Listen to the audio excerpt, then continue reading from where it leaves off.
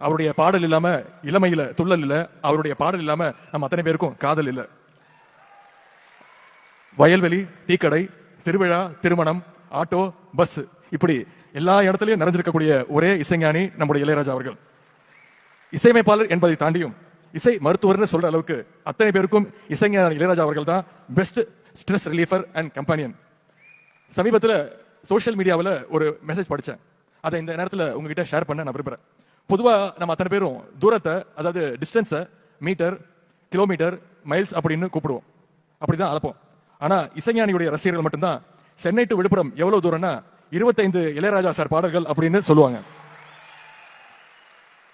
அந்த அளவுக்கு எல்லாருடைய பயணத்திலையும், எல்லாருடைய வாழ்க்கை பயணத்திலையும் வழித்துணையா இருக்கிறவர் நம்முடைய இசைஞானி அவர்கள். என்னுடைய சிறு வயது முதல் கோடிக்கணக்கான உங்களை போன்ற தமிழர்களைப் போல நானும் இசைஞானியுடைய இசையோடு சேர்ந்துதான் வளர்ந்தேன். பயணங்களாக இருக்கட்டும், தனிமையா இருக்கட்டும், ஃபேமிலி டைமா இருக்கட்டும், ஒர்க் அவுட் டைமா இருக்கட்டும், என்னுடைய பிளேலிஸ்ட்ல உங்க பிளேலிஸ்ட் மாதிரி எப்பொழுதுமே இசைஞானியுடைய பாடல்கள் ஒலித்துக் கொண்டே இருக்கும். இசைஞானி இளையராஜாங்கிற டைட்டில் கார்டு மூலமாகவே பல வெற்றி படங்களை தமிழ்நாட்டுக்கு தந்த பெருமை நம்முடைய இசைஞானிக்கு மட்டுமே உண்டு. இளையராஜா சார் முதலா இசையமைச்ச படம் அன்னக்கிளி. வருஷம் 1976. அப்போ நான் பிறக்க கூட இல்லை. அன்னைக்கு தொடங்கிய அவருடைய இசை பயணம் இன்னைக்கு பல பரிமாணங்கள்ல வெளிப்பட்டு இருக்கு.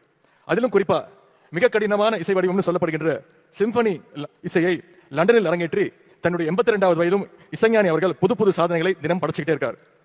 எப்படி ஒருத்தர் சுறுசுறுப்பா, டிசிப்ளின்டா, அதே நேரத்தில் கிரியேட்டிவா இருக்கணும் அப்படிங்கிறதுக்கு நாம அத்தனை பேருக்கும் ஒரு எக்ஸாம்பிளா இருக்கக்கூடியவர் தான் நம்முடைய இசைஞானி அவர்கள். லண்டன்ல அரங்கேற்றப்பட்ட இசைஞானியுடைய சிம்பனியை நேரில் கேட்டு ரசிக்க முடியலன்னு உங்கள பல பேருக்கு அந்த வருத்தம் இருந்திருக்கும். அதே வருத்தம் இன்னைக்கு வரைக்கும் எனக்கும் இருந்தது. அந்த ஏக்கத்தை நம்முடைய முதலமைச்சர் அவர்கள், நம்முடைய அரசு இன்னைக்கு நம்ம அத்தனை பேருக்கும் செஞ்சு காட்டியிருக்கு. அதுவும் மிகப்பெரிய ஒரு பாராட்டு விழாவோட இன்னைக்கு இந்த சிம்பனி இசை விழாவும் நடந்திருக்கு. இது இசைஞானி அவருக்கு மட்டும் பெருமை இல்ல, ஒட்டுமொத்த தமிழ்நாட்டுக்கும், ஒட்டுமொத்த ஒவ்வொரு தமிழனுக்கும் இந்த பெருமை.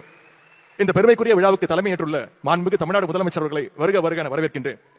இன்னைக்கு விழாவுடைய நாயகர் மாண்புமிகு நாடாளுமன்ற உறுப்பினர் இசைஞானி அவர்களை வருக வருக என வரவேற்கின்றேன். வருடங்களை ஒவ்வொரு வாக்கியமாக சொன்னால் இந்த விழா நேரம் போதாது. ஆனால் அவருக்காக நான் எழுதி கொண்டு வந்திருக்கிறேன். நல்ல வேளை இவங்க இசைக்கலைஞர்கள்லாம் போயிட்டாங்க, அதனால சுதி சேரலன்னா மன்னிச்சுங்க.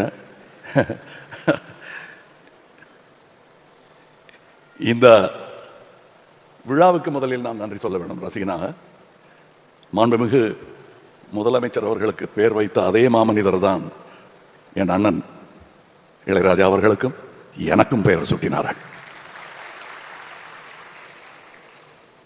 இந்த விழாவில் நான் பேசுவது எனக்கு எவ்வளவு பெருமையா இருக்கும் என்பது என் அண்ணனுக்கு தெரியும். இந்த இசைஞானி என் அண்ணனும் தான்.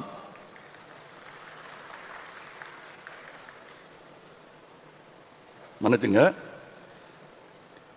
உனை இந்த உலகுக்கு ஒரு நன்றி, நம்மை சேர்த்த இயலுக்கும் நன்றி, மாறாத ரசிகன் சொல்லும் நன்றி நன்றி, மனம் கொண்ட உறவு சொல்லும் நன்றி நன்றி, உயிரே வாழ், இசையே வாழ், தமிழே வாழ். வணக்கம்.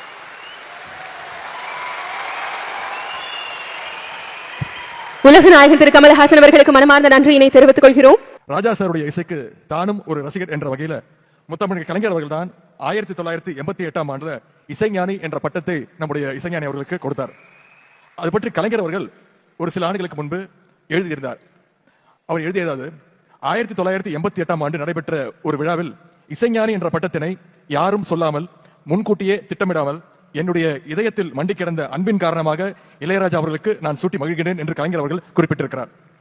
அப்படிப்பட்ட இசைஞானி இளையராஜா அவர்களுக்கு இன்றைக்கு பாராட்டு விழா எடுத்து நாம் கொண்டாடி கொண்டிருக்கிறோம். நம்ம எல்லாரும் வெவ்வேறு தாயினுடைய வயிற்றில் பிறந்திருந்தாலும் நம்ம எல்லாரையும் தாளாட்டி கொண்டிருக்கிற இசைத்தாய் தான் நம்முடைய இளையராஜா அவர்கள். அவருடைய பாடல் இல்லாம எந்த குழந்தைக்கும் தாளாட்டு இல்லை.